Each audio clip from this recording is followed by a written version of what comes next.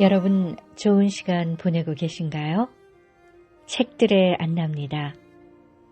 오늘 함께할 책은 닐 기우메트가 썼고요. 정성호 옮김, 펴낸 곳은 성바오로 출판사입니다. 책의 제목은 비워놓기, 부제는 이야기가 바뀌면 삶이 바뀐다. 현대의 우화들입니다. 현대를 사는 우리들에게 어떤 이야기를 들려줄지 관심 가져주시기 바랍니다. 비워놓기, 많은 것들을 가지고 또 많은 것들을 생각하고 그렇게 사는 우리들이 아니겠습니까? 그런 우리들에게 이 책에서는 어떤 이야기를 들려줄지 기대하시면서 함께 해주세요. 이 책은 20개의 챕터로 나눠져 있는데 오늘은 먼저 첫 번째 이야기부터 시작하겠습니다. 첫 번째 이야기, 집으로.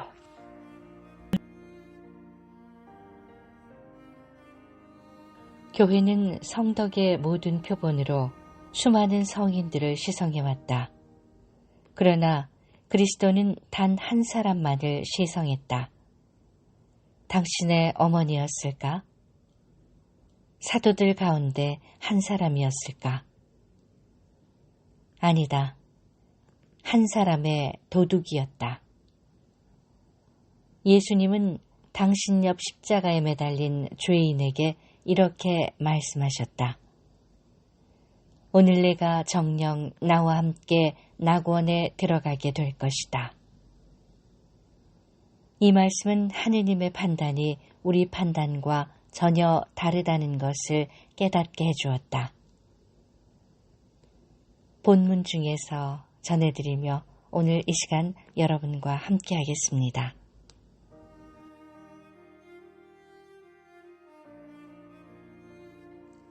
우주선 파이오니아호의 선장 울프렉스는 모든 일에 철저하게 과학을 신봉하는 사람이었다.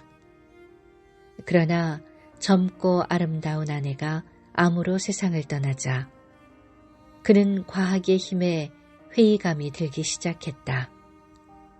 물론 당시에는 그런 사실을 자신에게조차 인정하지 않았지만 말이다. 그 후 울프렉스는 우주 비행사로서 뛰어난 능력을 인정받게 되었는데 조금이라도 유리한 자리를 차지하기 위해 혈안이 되거나 들깨처럼 탐욕스럽게 명성에 집착하는 동료 과학자들에게 환멸을 느꼈다. 마침내 핵전쟁으로 얼마 남지 않은 생존자들이 새로운 피난처를 찾아 외계로 떠나야 하는 상황이 되자 정말로 자신의 신, 즉 과학에 대해 절망감을 느끼게 되었다. 울프렉스는 과학 이외의 다른 종교를 믿지는 않았지만 뛰어난 물리학자이자 신실한 가톨릭 신부인 머칸에게 자신의 당혹감을 털어놓으면서 이상한 안도감을 느낄 수 있었다. 머칸 신부는 최근 들어 성직자의 임무, 곧 사목에만 전념하고 있었다. 울프렉스는 뛰어난 학문적 소양과 불타는 신심의 소유자인 머칸 신부에게 자신의 남모를 고민을 털어놓곤 했다. 그렇다고 신부에게서 무슨 깨달음을 얻고자 한 것은 아니었다. 그러기에는 두 사람의 견해 차이가 너무 컸다. 하지만 머칸 신부에게는 보통 사람들이 갖지 못한 남다른 능력이 있었다. 바로 남의 이야기에 귀 기울일 줄 아는 능력 말이다. 더욱더 신기한 것은 입으로는 거의 아무 말도 하지 않으면서 상대방에게 따뜻한 위로와 격려의 뜻을 전할 수 있는 사람이 바로 머칸 신부였다.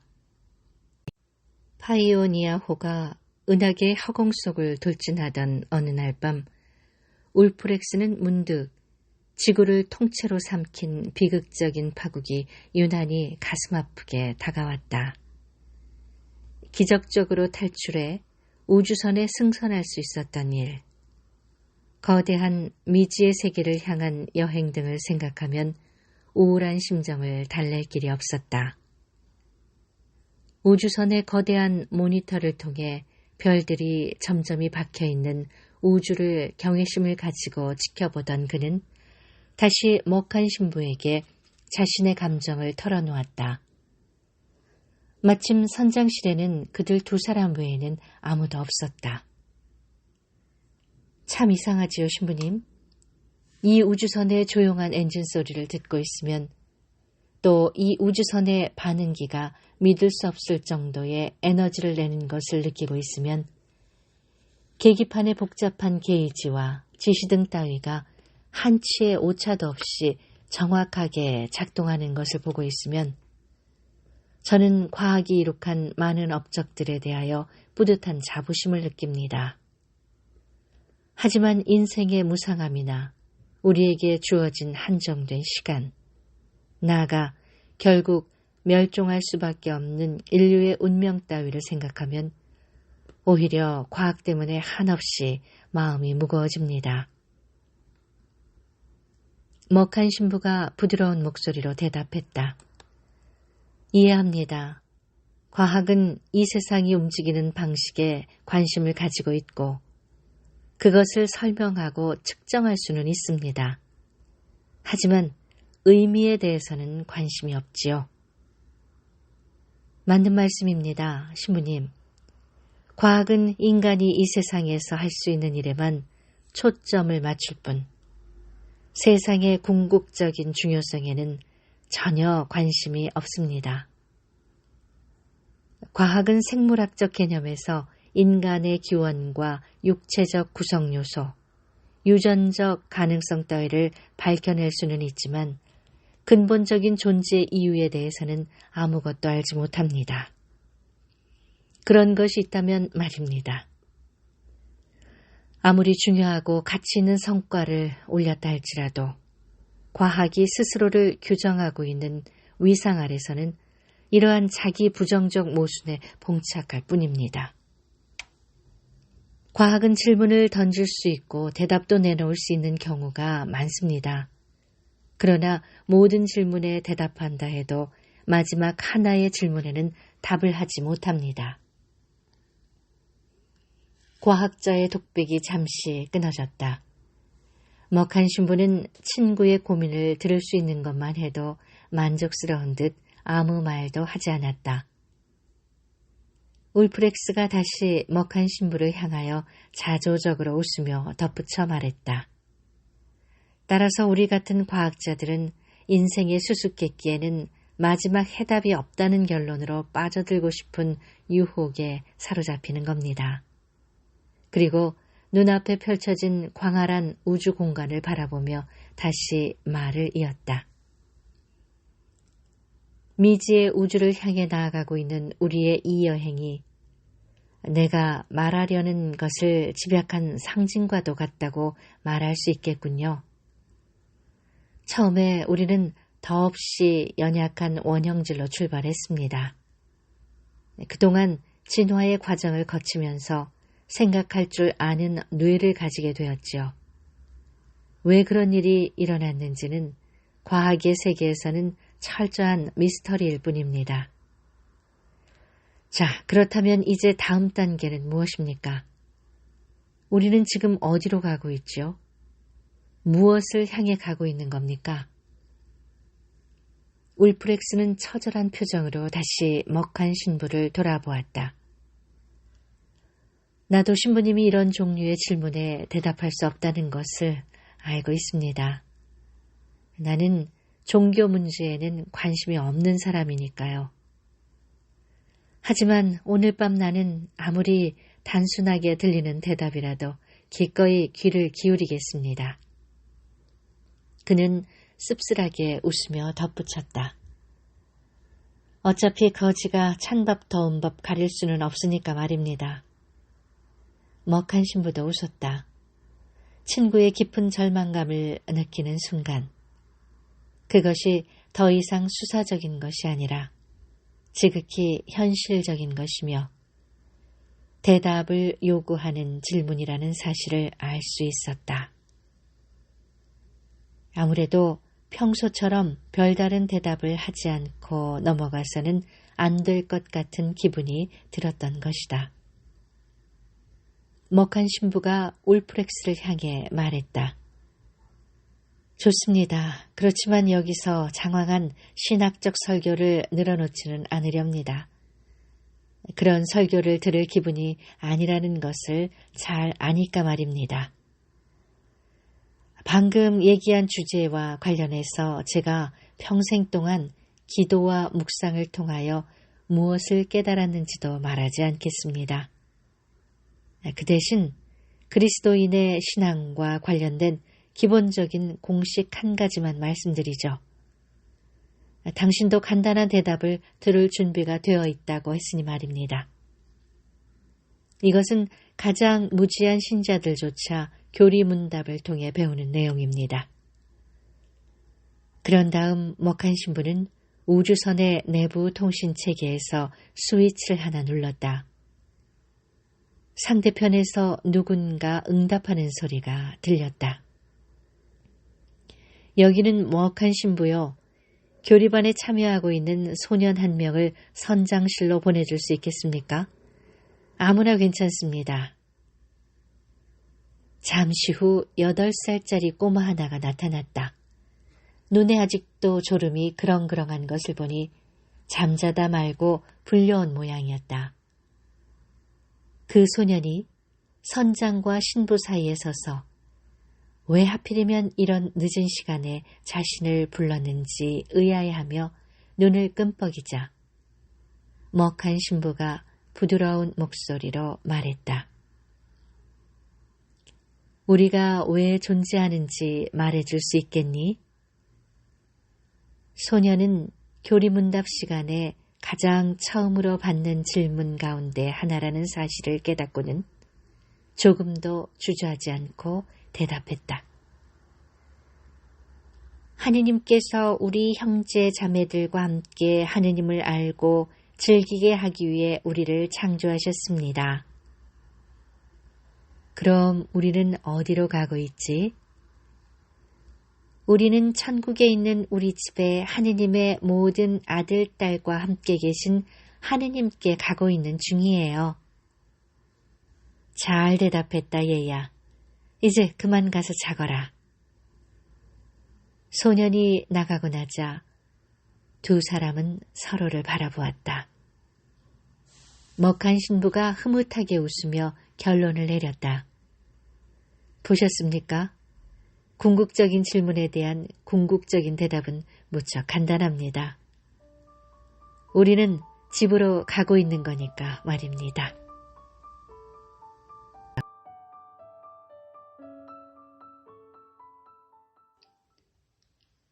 샘과 미치는 평생 절친한 친구로 지내왔다.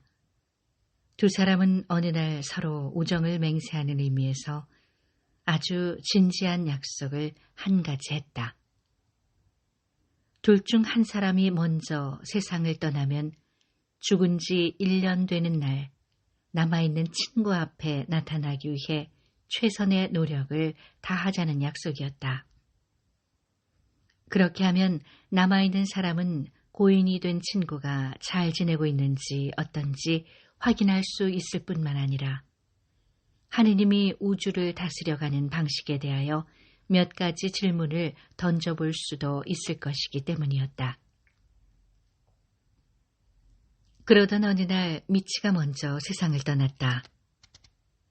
이어서 1년 후 정확히 사망 1주기가 되는 날 미치가 샘의 꿈에 나타났다. 샘은 다시 만난 친구가 멋진 모습으로 환하게 웃고 있는 것을 발견하자 기쁨에 겨워 어쩔 줄 몰랐다. 다정하게 인사를 나누고 난 뒤 샘은 내세와 천국에 대하여 많은 것을 물어보았다. 미치가 대답했다. 아주 간단해. 모든 사람들이 완벽한 행복을 누리고 있어. 우리는 누구를 만나든 서로 웃곤 하지. 게다가 하느님은 언제나 미소를 잃지 않으신다네. 그 말에 샘은 혼란스러웠다. 그럼 넉 달 전 내가 실직을 당했을 때도 하느님은 미소를 짓고 계셨단 말인가? 물론이지. 하지만 하느님은 절대로 시간을 낭비하지 않으신다네.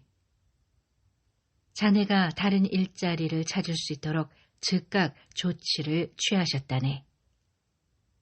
새 일자리가 마음에 들지 않았나? 물론 마음에 들지. 먼저 번보다 오히려 더 좋은 직장이라네. 내 말이 그 말일세. 하느님께서는 자네에게 많은 신경을 쓰고 계신다네. 그분은 늑장을 부리지 않으시네. 당장 행동으로 옮기시거든. 하지만 만약 내가 더 나은 일자리를 찾지 못했다면 어떻게 할 뻔했나? 그럼 다른 방식으로 자네를 도우셨겠지. 하느님은 무한한 상상력을 갖고 계시거든.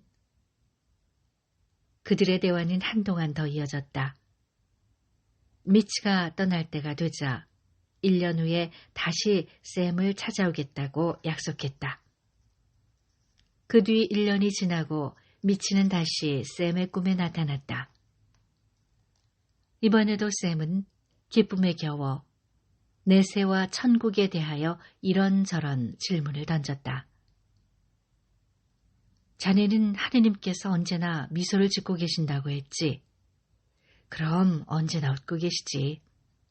여전히 같은 대답이었다.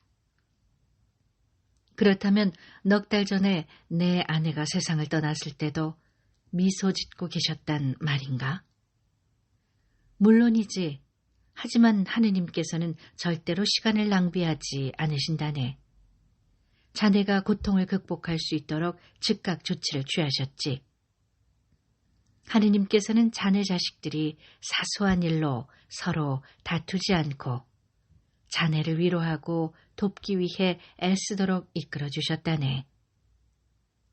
자네 자녀들과 예전보다 더 가까워진 것을 못 느끼겠나? 그래, 전보다 훨씬 가까워지긴 했네. 내 말이 그 말일세. 하느님께서는 자네에게 많은 신경을 쓰고 계신다네. 그분은 늑장을 부리지 않으시네. 당장 행동으로 옮기시거든. 하지만 내 자식들이 하느님의 뜻대로 인도되지 않았으면 어떻게 할 뻔했나? 그럼 다른 방식으로 자네를 도우셨겠지.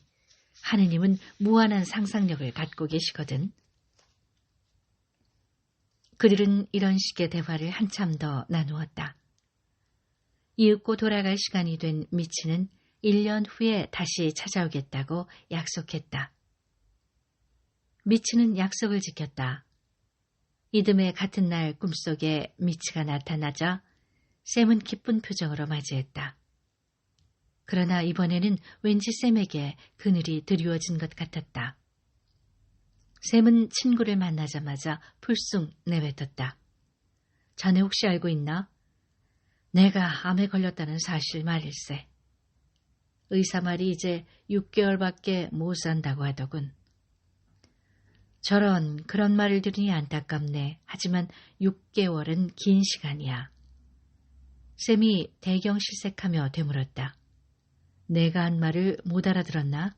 나는 이제 6개월밖에 못 산단 말일세. 알아. 내가 그 정도면 긴 시간이라고 말한 것은 바로 그런 이유일 때문일세. 샘은 여전히 어리둥절한 표정을 감추지 못하자 미치는 친절하게 설명하기 시작했다. 그것은 전적으로 보는 관점에 달린 문제일세. 그 6개월이 자네를 죽음으로부터 격리시키고 있는 것으로 본다면 물론 그것은 짧은 시간일세. 하지만 그 6개월이 자네를 삶으로부터 격리시키고 있는 것으로 본다면 그때는 문제가 달라지지. 이렇게 한번 생각해보게. 나에게는 6개월이 남아있다. 바꿔 말해 자네가 지금의 나처럼 진정한 삶을 누릴 수 있을 때까지 6개월을 더 기다려야 한다고 생각해보게. 그 정도면 기다리기에는 긴 시간이지 않나? 이제 내 말을 이해할 수 있겠나? 샘은 이해를 할 수 있었다. 하지만 자신의 죽음을 미치처럼 마냥 낙천적으로 받아들일 수만은 없는 노릇이었다. 어쨌든 그에게는 아직도 내세와 천국과 하느님에 대한 많은 의문이 남아 있었다. 게다가 이제는 사형 선고를 받은 셈이니 궁금한 것이 한층 더 많아졌을 뿐 아니라 정말로 발등에 불이 떨어졌다는 것을 실감할 수 있었다. 그의 여러 가지 질문 가운데 하느님의 미소에 대한 것이 있었다. 샘이 물었다. 하느님은 내가 암에 걸렸을 때도 미소를 짓고 계셨나? 물론이지. 하지만 하느님은 절대로 시간을 낭비하지 않으신다네. 즉각 자네가 다가올 시련의 의미를 발견하고 한층 더 하느님께 가까워질 수 있도록 조치를 취하기 시작하셨지. 혹시 전보다 더 하느님과 가까워졌다는 생각이 들지 않나? 그래, 많이 가까워진 것 같네. 내 말이 그 말일세. 하느님은 자네에게 많은 신경을 쓰고 계신다네. 그분은 늑장을 부리지 않으시네. 즉각 행동으로 옮기신다고. 그때까지 샘은 하느님을 이해하기 위한 노력을 기울여왔지만 미치에게서 하느님의 영원한 미소에 대한 이야기를 들은 뒤로 왠지 마음에 걸리는 것이 있었다. 지금까지는 그것이 무엇인지 딱 꼬집어 말할 수 없었지만 문득 그 불편한 마음의 정체를 알 수 있을 것 같다는 생각이 들었다.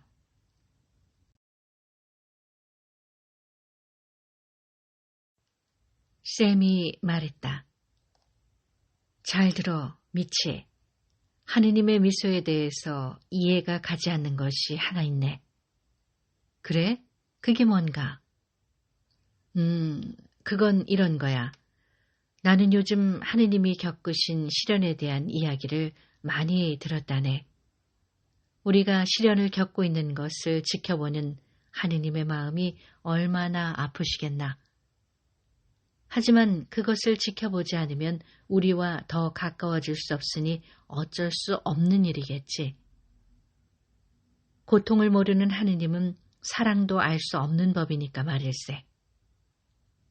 당신의 창조물이 고통 속에 신음하고 있는데 미소 지으며 행복해하는 하느님이라면 어떻게 사랑과 연민으로 충만한 존재라고 할 수 있겠나? 아, 그래. 자네의 고민을 알 것 같네. 자, 먼저 우리가 합의할 것이 하나 있네. 사람이 고통을 겪는 것이 좋겠나, 겪지 않는 것이 좋겠나? 혹은 달리 표현하면 완벽한 존재도 고통을 겪을 수 있겠나? 그렇지 않겠지. 완전한 존재라면 고통 같은 것은 겪지 않겠지. 그렇다면 이렇게 한번 생각해 보게. 불완전한 존재가 완벽을 달성하기 위해 매달린단 말일세. 자, 하느님이 고통을 겪는다면 불완전한 존재라고 할 수 있겠지. 그렇다면 어쩔 수 없이 스스로 완벽을 꾀하려고 할 것이고. 자, 자신의 결함을 극복하기 위해 노력해야 할 걸세. 어떠한 결점이나 약점도 없는 완전한 존재라면 아무런 조건 없는 사랑을 베풀 수 있지 않겠나? 샘도 고개를 끄덕이며 말했다. 맞아. 무슨 말인지 알겠네. 하지만 하느님이 우리 때문에 고통을 겪지 않으신다면 그것은 하느님이 무관심하거나 무감각하다는 뜻이 되지 않겠나? 그렇지 않네, 샘. 자네는 열정이 없는 것과 도덕적으로 무관심한 것을 혼동하고 있네. 하느님은 사랑을 베풀지만 거기에는 열정이나 고통이 없네. 하느님의 사랑은 우리가 잘 되기를 바라는, 우리의 고통을 없애주기 위한 절대적으로 순수한 행동으로 이루어지거든. 잠깐만, 도대체 무슨 소리인지 알 수가 없네. 이제 보니 자네도 텔레비전에 나오는 대학 교수 같은 소리를 하기 시작하는 것 같네.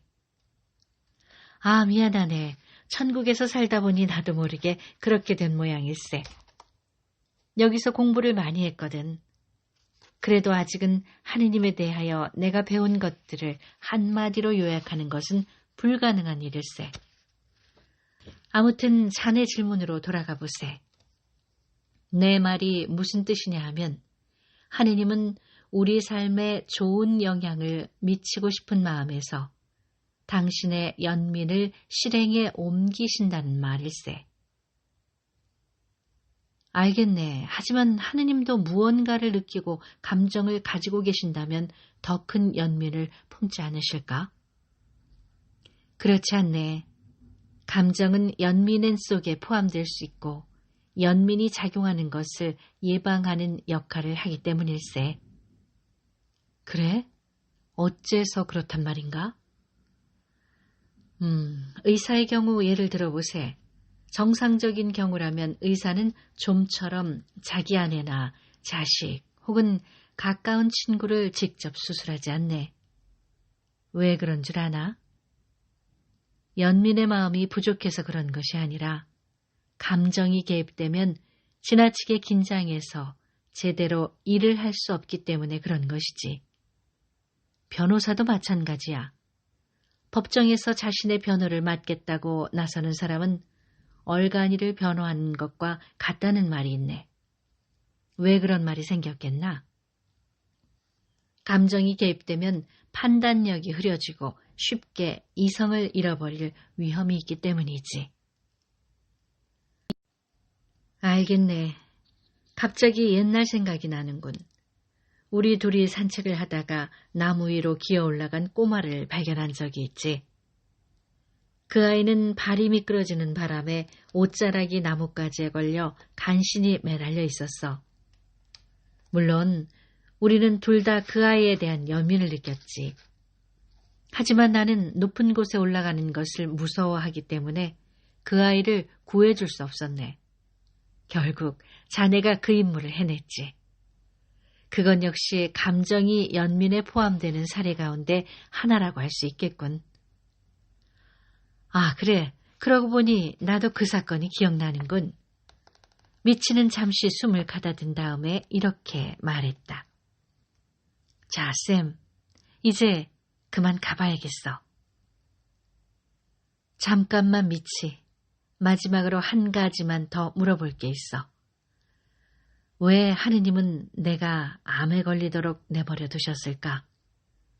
이 세상의 고통을 왜 그냥 두고 보시는 거지? 좋은 사람들 가운데 고통을 겪는 이들이 많고 나쁜 사람들 중에도 번영을 누리는 이들이 많네. 그런 것을 보면 마치 모든 게 뒤죽박죽 제 멋대로인 것 같아 마치 주사위 놀이처럼 말일세. 와, 정말 그럴듯한 질문일세. 솔직히 말해서 그 질문에 완벽한 대답을 들려줄 자신은 없네. 나도 아직 하느님에 대하여 배울 것이 많은 몸이거든. 천국에서도 틈이 날 때마다 배워야 한다네. 하느님은 그만큼 크신 존재이기 때문이지. 아무리 공부를 해도 언제나 더 알아야 할 것들이 생기곤 하지. 바로 그것이 천국의 매력 가운데 하나이기도 하지만 말이야. 아무튼 자네 질문에 대한 이야기를 해보세. 미치는 잠시 생각을 하더니 다시 말을 이었다. 좋아, 주사위 놀이라는 자네 비유가 마음에 들었네. 정상적인 과정이라면 얼마든지 그런 일이 일어날 수 있지. 특별한 기적이나 하느님의 직접적인 개입이 없었다면 말일세. 하느님이 이 세상을 다스리는 방식은 정직한 사람이 카지노를 운영하는 것과 다를 바 없네. 주사위는 아무렇게나 굴릴 수 있네. 하느님은 여러 가지 일들이 일어나는 것을 그냥 내버려 두신다네. 왜냐하면 무슨 일이 일어났느냐 하는 것은 중요하지 않기 때문일세. 좋은 일이나 나쁜 일이나 마찬가지네. 다시 말해 우리 인생에서 일어날 수 있는 모든 일은 하느님과 가까워지는 기회로 활용될 수 있단 말일세. 그래, 하지만 카지노라면 언제나 도박꾼들이 돈을 잃게 마련이잖아. 그것은 수학적으로 계산해봐도 확실한 사실일세. 그렇지 않으면 모든 카지노가 다 도산하고 말 테니까. 많은 말이네, 샘. 하지만 장기적인 관점에서 평균의 법칙이라는 통계학적 원리도 있네.